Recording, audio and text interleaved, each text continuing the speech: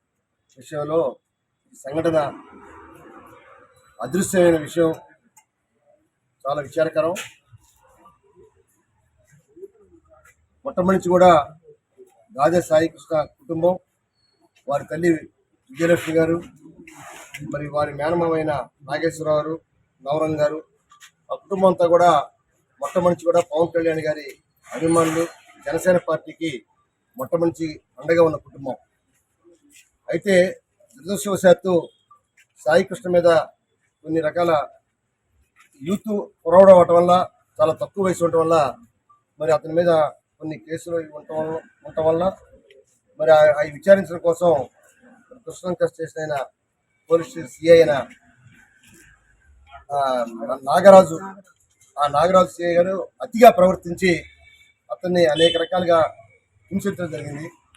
దాన్ని ఏ విధంగా హింసించారు, దాన్ని ఎలా సంఘటన ఎలా జరిగింది, ఒకవేళ అందరి మీద పొరవడిన తర్వాత యూత్ తర్వాత కొన్ని కేసులు ఉండడం సహజం. అయినప్పటికీ కూడా మరి అవన్నీ కూడా మరి కేసుల్లో ఉంటే దాన్ని పోలీస్ స్టేషన్లో ఎఫ్ఐఆర్ కట్టి కోర్టులో దాని గురించి తీసుకోవాలి తప్ప మరి హింసించకూడదు, కొట్టకూడదు. అయినా కూడా కొట్టారా కొట్టలేదా అనేది పూర్తి విధంగా పవన్ కళ్యాణ్ గారు పార్టీ ఏదైతే ఉందో ఆ మొట్టమొదటి స్థాపించిన కూడా మరి ఆ కుటుంబం అండగా ఉంది.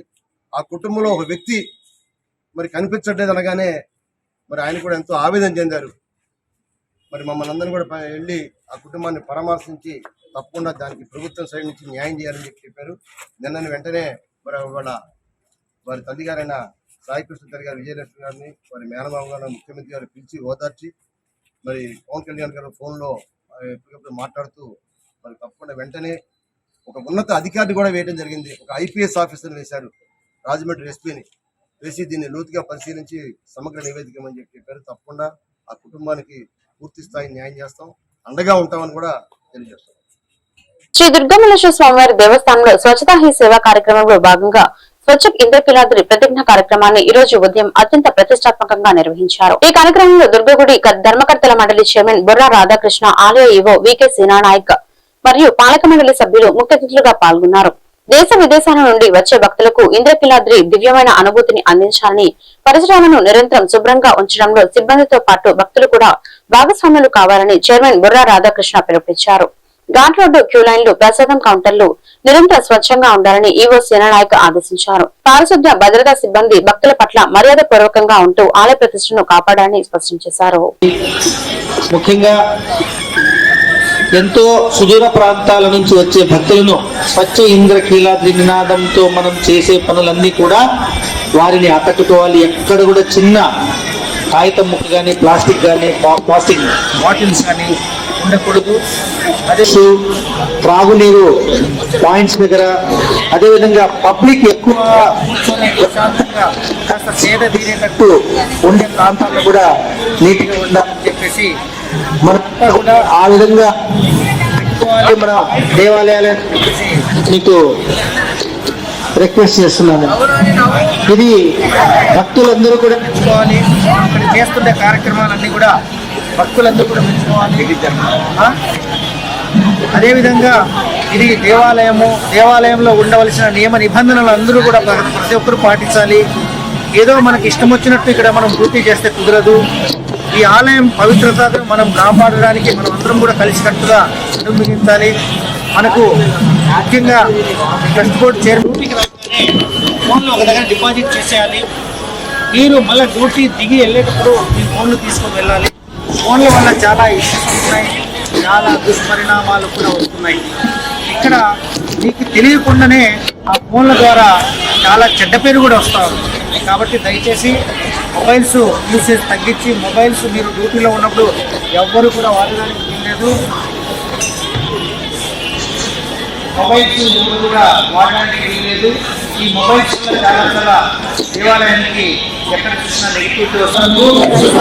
ప్రతిరోజు కొంత సమయం కేటాయిస్తానని నా వంతు కృషిగా స్వచ్ఛత కార్యక్రమాల కొరకు శ్రమదానం చేసి పరిశుభ్ర ఆంధ్రప్రదేశ్ సాధించే సంకల్పానికి కట్టుబడి ఉండాలని ఈరోజు పరిశుభ్రత గురించి నా వంతు కృషి చేస్తానని ప్రమాణం చేస్తున్నాను. స్వచ్ఛంగా స్వర్ణంగా యోగాంధ్ర.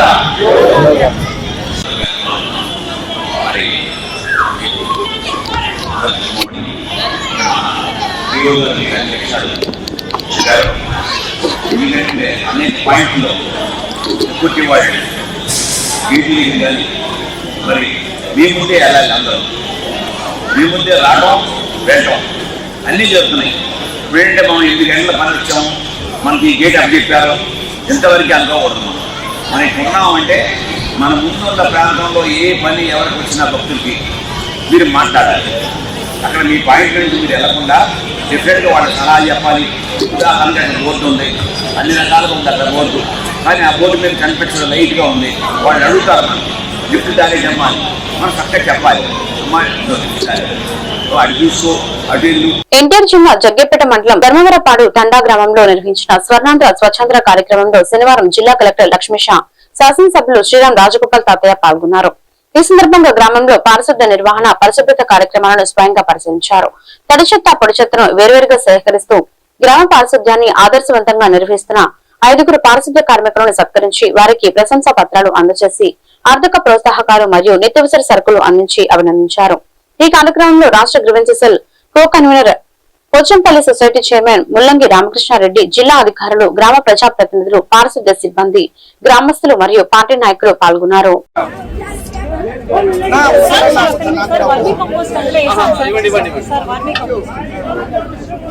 సార్ చూడండి సార్ ఒకసారి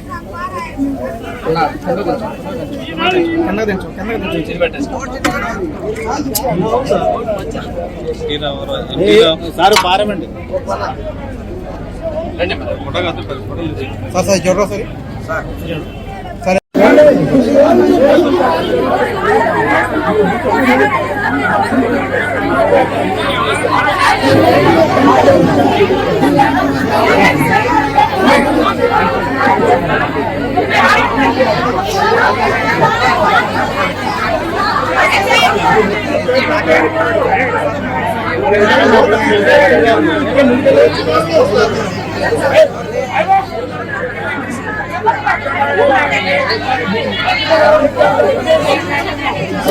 ఎన్టీఆర్ జిల్లా యువజన విభాగం అధ్యక్షులు కొరవి చైతన్య విజయవాడ వైఎస్ఆర్సీపీ ఎన్టీఆర్ జిల్లా కార్యాలయంలో మీడియా సమావేశం ఏర్పాటు చేశారు.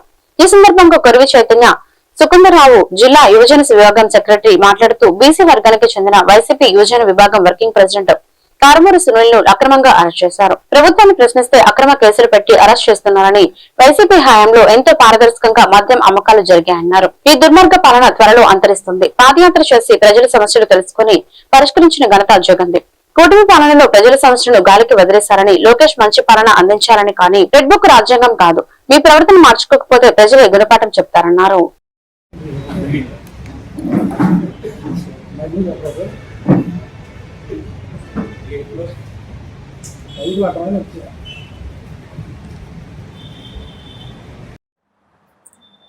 ముందుగా ఇక్కడ విచ్చేసిన మీడియా మిత్రులందరికీ, అలాగే యోజన విభాగం రాష్ట్ర నాయకులకి, జిల్లా నాయకులకి, నియోజకవర్గ అధ్యక్షులకి, అలాగే మండల అధ్యక్షులకి అందరికి కూడా నమస్కారం తెలియజేస్తూ, ఈరోజు రాష్ట్ర యోజన విభాగం జోనల్ వర్కింగ్ ప్రెసిడెంట్ అయినటువంటి బీసీ వర్గానికి చెందిన యువ నాయకులు కారుమూరి సునీల్ గారిని అక్రమంగా అరెస్ట్ చేసింది కూటమి ప్రభుత్వం. పొలిటికల్ డైవర్షన్ లో భాగంగా ఈ రాష్ట్రంలో జరుగుతున్న అవినీతి గురించి ప్రశ్నిస్తే అన్యాయంగా వైఎస్ఆర్సీపీ నాయకుల మీద లేని అక్రమ కేసులు పెట్టి జైల్లో వేస్తాం జరుగుతుంది. 2019 టు 2024 మధ్యలో చూస్తే ఏదైతే వైఎస్ఆర్సీపీ హయాంలో కూడా జగన్మోహన్ రెడ్డి గారి ప్రభుత్వం తీసుకుంటాం జరిగింది. ఇప్పుడున్న కూటమి హయాంలో చూస్తే గనక ఈ రాష్ట్రంలో ప్రతి మద్యం దుకాణంలో కూడా ప్రతి బాటిల్ పైన 10 నుంచి 20 రూపాయలు ప్రతి పేద ప్రజల దగ్గర నుంచి ఎక్కువ శాతం వసూలు చేస్తున్నారు. ఎంఆర్పి రేట్ల కన్నా కూడా ప్రతి షాప్ లో ప్రతి బాటిల్ పైన 10 నుంచి 20 రూపాయలు వసూలు చేస్తున్నారు. ఇదేంటి అని అడిగే ఎక్సైజ్ డిపార్ట్మెంట్ మాత్రం నిమ్మకి నీరెత్తినట్టు ఏమి పట్టనట్టు కూర్చుంటుంది. ఈ రాష్ట్ర ప్రభుత్వం కూడా 99 ఎంతో ప్రతిష్టాత్మకంగా తీసుకున్న 99 రూపాయల మధ్యనే కూడా 120 రూపాయలకి. నమస్కారం అండి, నా పేరు షేక్ మెహరాజ్, యువజన విభాగం రాష్ట్ర కార్యదర్శి. ఈ రోజు ఈ సమావేశం ఏర్పాటు చేయడానికి ముఖ్య కారణం మన యువజన విభాగం జోనల్ వర్కింగ్ ప్రెసిడెంట్ అయిన కారుమూరి సునీల్ గారిని అక్రమంగా అరెస్ట్ చేయడం జరిగింది. ఇప్పుడు ఈ ప్రభుత్వ విధానం ఎలా ఉందంటే, ప్రభుత్వాన్ని ఎవరైనా ప్రశ్నిస్తే అది అన్యాయం, ప్రభుత్వాన్ని ఎవరు నిలదీయకూడదు, అక్రమ మద్యం కేసులు అంటారు. ఇప్పుడు జగన్ గారి హయాంలో బెల్ట్ షాపులు తీయడం జరిగింది. అక్కడ ఏమైనా అన్యాయం జరిగిందా? లేకపోతే బెల్ట్ షాపులు ఉండడం వల్ల ఏమైనా ఉపయోగమా? తీసేయడం తప్ప, జగన్ గారు చేసిన తప్ప? లేకపోతే ఉన్న మద్యం షాపుల్ని కుదించి తక్కువ చేసి మద్యం రేట్ని పెంచి మద్యం వాడకాన్ని తగ్గించడం జగన్ గారు చేసిన తప్ప? మరి నా పేరు ఎర్రగొండ సుకుందరావు, నేను ఎన్టీఆర్ జిల్లా వైఎస్ఆర్సీపీ యువజన సెక్రటరీని.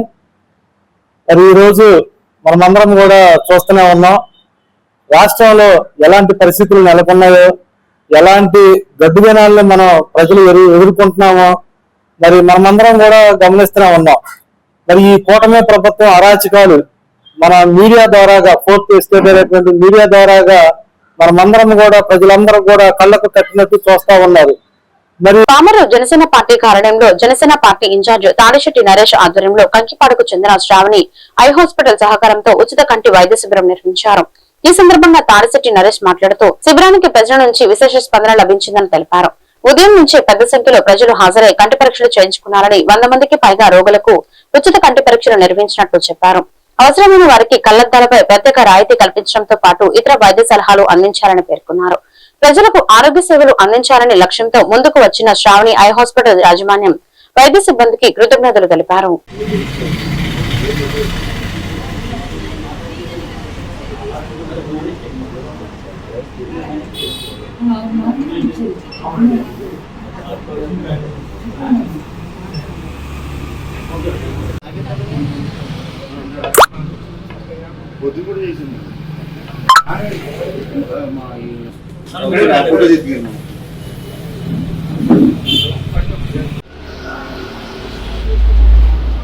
నరేష్ గారు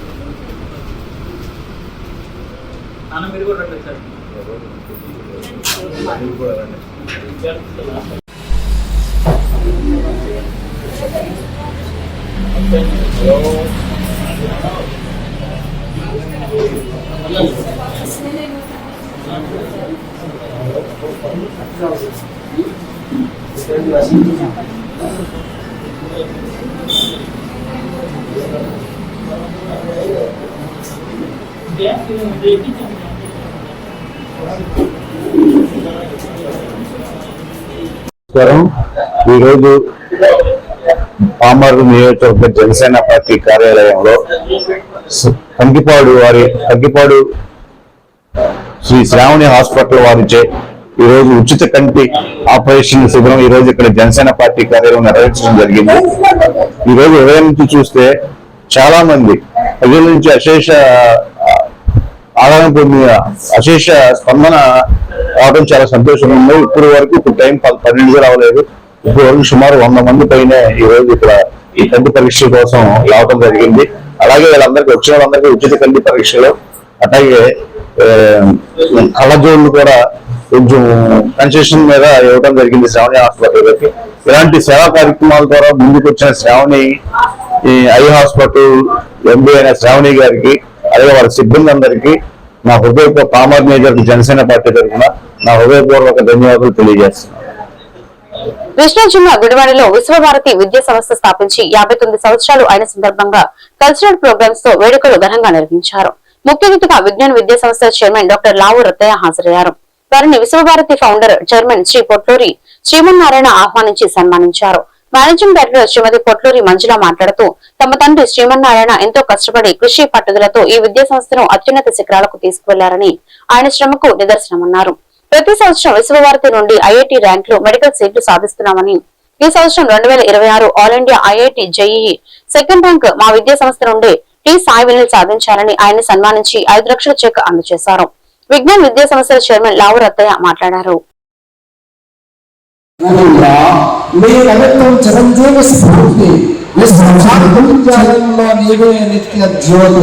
అందుకే విశ్వ భారతిని అందిస్తోంది స్మృతి అంజలి.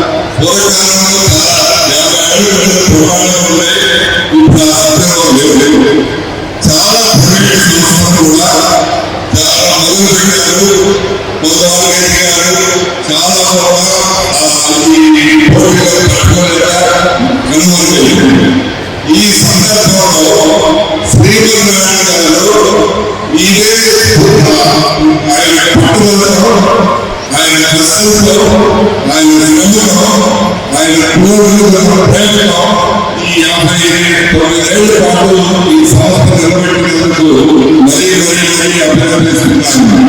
ఇది సామాన్యమైన పరిస్థితి కాదు. ఇక్కడ నిలబడాలి అంటే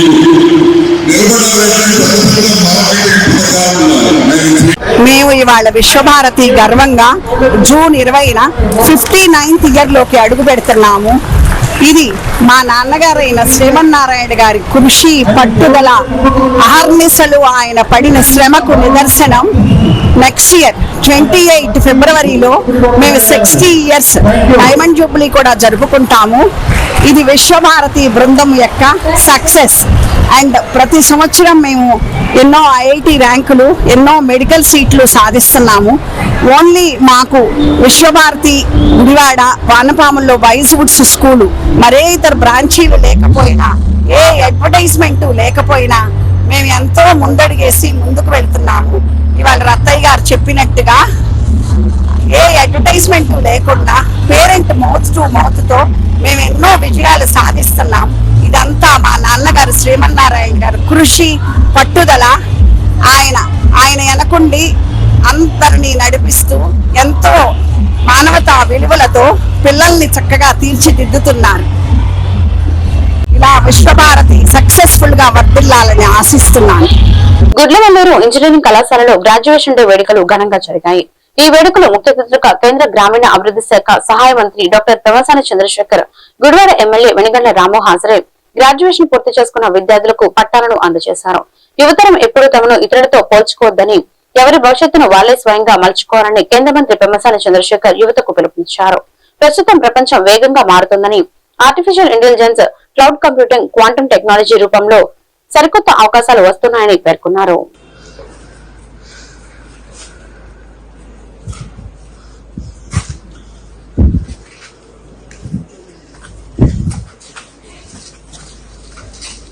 Ready? Ready?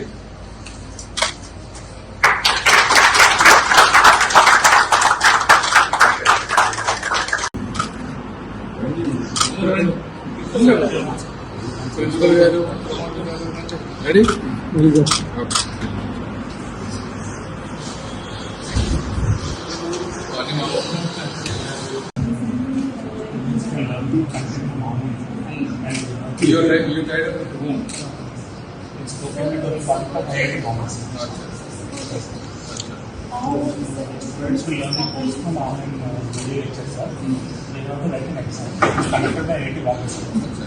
ఈ వార్తలు ఇంతటితో సమాప్తం. మరొక బిడ్డల్లో మళ్ళీ కలుద్దాం. నమస్కారం.